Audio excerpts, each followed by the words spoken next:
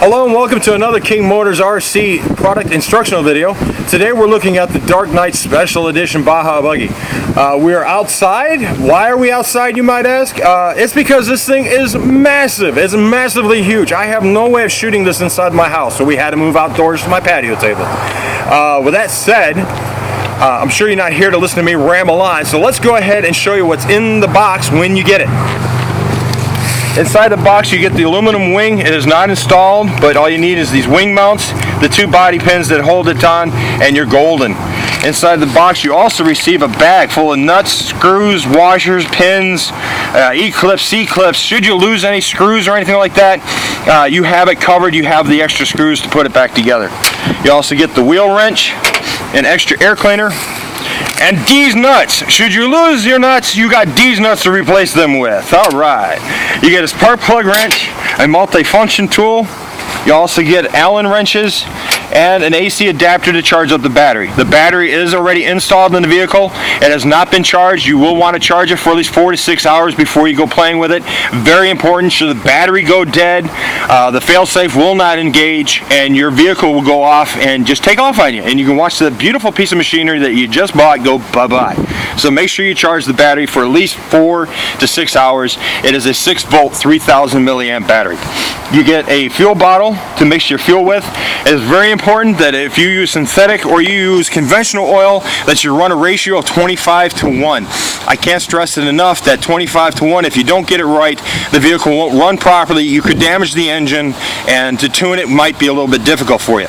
But don't be afraid. YouTube it or go on Google and it'll tell you exactly how many ounces of oil to put into 1 gallon of gasoline or a 2-gallon gas can should you use the larger one like I do. Along with the unit, you get a FlySky radio. It is all digital, holds up to 10 models, has an LCD readout with a rotating knob. You can change endpoints, you can put on ABS braking, you can reverse the servos and so forth. This radio does quite a lot.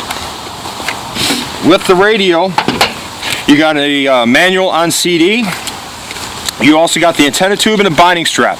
The binding strap is used to sync up the radio with the receiver, but with this unit here, it's already binded for you, so you really don't need this unless you purchase more receivers for your other vehicles and you want to use just the Skyfly radio, so you won't be needing that at some point. You also get this very nice handy bag. What's in the bag?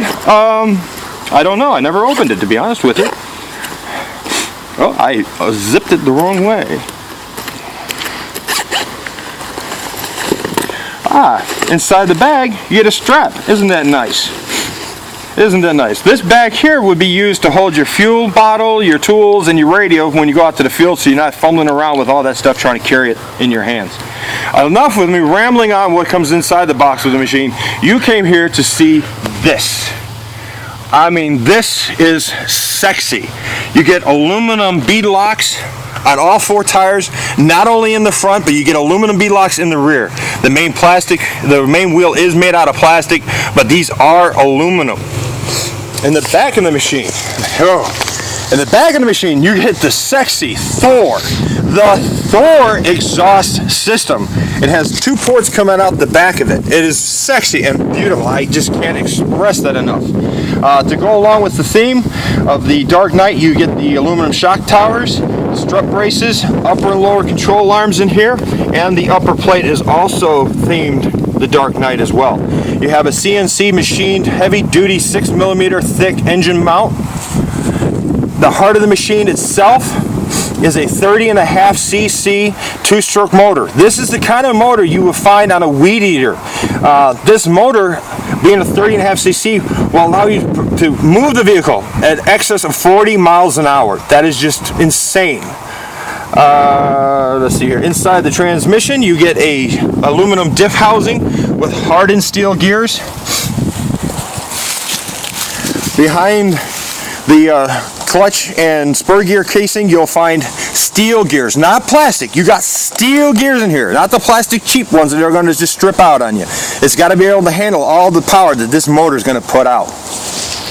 In the front of the machine, you're going to find the theme still continues with the upper and lower control arms being the Dark Knight theme. You also get CNC ball joints on all 4 corners of the machine. The shocks are VVC.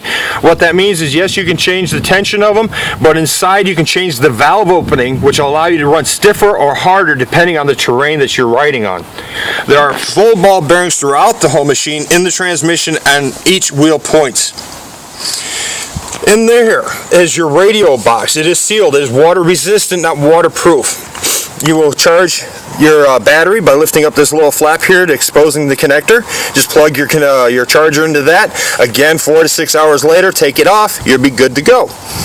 As far as the throttle and brake servo goes, this is a standard size servo, but is a high torque, 15 kg, all metal, water resistant servo. For the steering,